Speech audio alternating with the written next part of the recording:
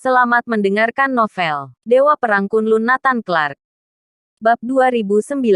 Penghancur mati. Pada saat ini, penghancur terluka dari luar dan dalam. Tidak dapat menahan serangan yang kuat dari Nathan Clark. Hanya bisa mengalah. Boom, boom, boom. Titik. Nathan Clark meninju wajahnya. Nathan Clark ingin menghapus kejadian memalukan sebelumnya. Meskipun dia pernah berpura-pura mati. Tapi Nathan Clark masih mengingat serangan yang dilakukan bajingan ini. Sekarang dia ingin mengembalikannya satu persatu. Tidak, dia ingin membayar 2 kali lipat. Duk, duk, duk. Tinju Nathan Clark mendarat seperti senapan mesin. Dalam sekejap, ribuan pukulan menghantam wajah penghancur. Kecepatan pemulihannya tidak bisa mengimbangi. Wajah remuk dan berdarah, hampir terkoyak oleh Nathan Clark.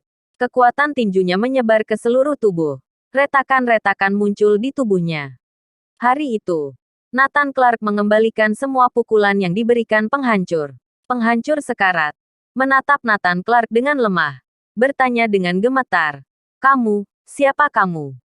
Coba kamu lihat." Setelah kata-kata itu keluar, Nathan Clark mengembalikan wajah aslinya. "Apa, kamu, Nathan Clark?" Melihat Nathan Clark masih hidup, penghancur sangat terkejut. Karena dia yang membunuh Nathan Clark. Dia yang menghancurkan tubuh Nathan Clark. Sekarang orang ini berdiri di depannya hidup-hidup. Siapapun pasti terkejut. Tidak, mustahil. Aku tidak percaya. Bahkan otak super penghancur tidak dapat menerima bahwa semua ini nyata. Terlalu mengejutkan. Dia tidak bisa mempercayainya. Nathan Clark tidak mungkin masih hidup.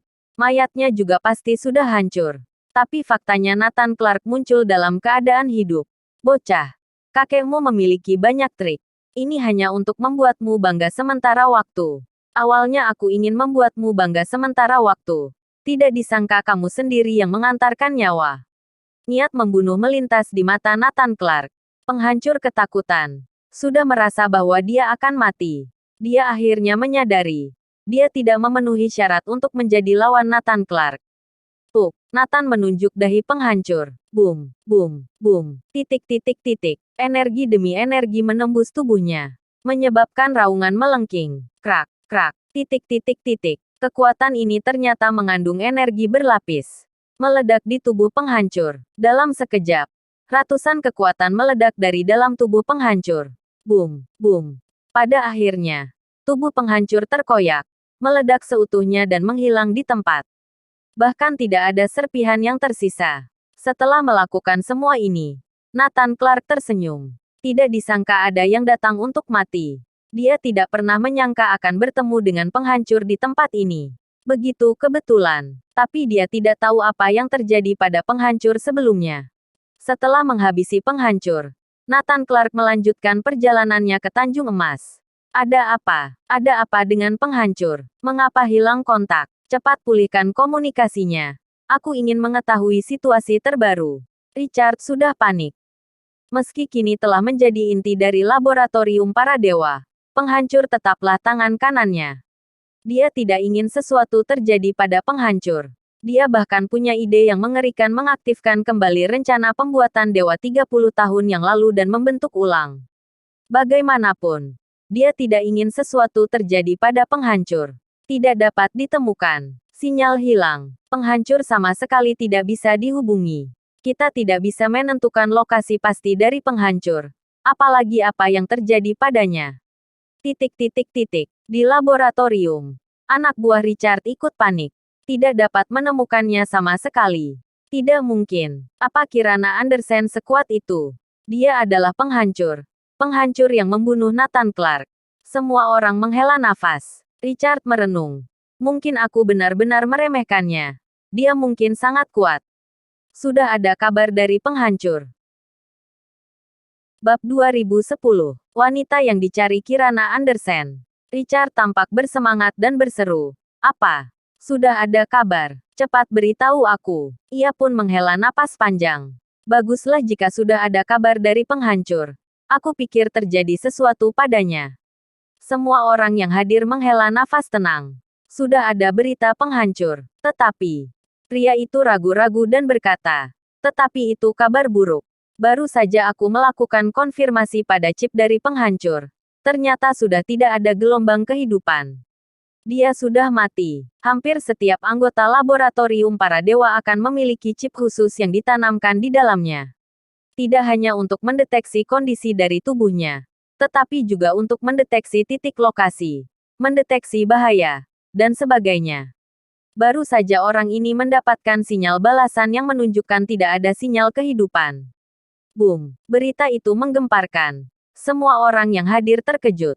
Sudah mati. Penghancur mati begitu saja. Apa kamu yakin? Tanya Richard. Data yang dikirim dari pusat juga sama. Sudah dikonfirmasi. Penghancur sudah mati. Semua orang terkejut ketika mereka mendengar berita yang pasti. Laboratorium hening. Aku benar-benar tidak menyangka Kirana Andersen akan sekuat ini. Penghancur dapat dibunuhnya. Seberapa kuat Kirana Andersen? Bahkan satu-satunya orang yang berhasil dalam proyek pembuatan dewa bukan tandingannya. Ada yang salah. Bagaimana penghancur bisa mati dengan kemampuan pemulihan yang begitu mengerikan? Tiba-tiba ada yang bertanya. Tidak, penghancur bukanlah dewa. Dia tetap manusia. Jika lawannya begitu kuat hingga tubuhnya dapat semua dihancurkan, bagaimana dia bisa bertahan hidup? Suara Richard terdengar. Richard menghela nafas panjang. Sepertinya aku meremehkan insiden eksperimen waktu itu.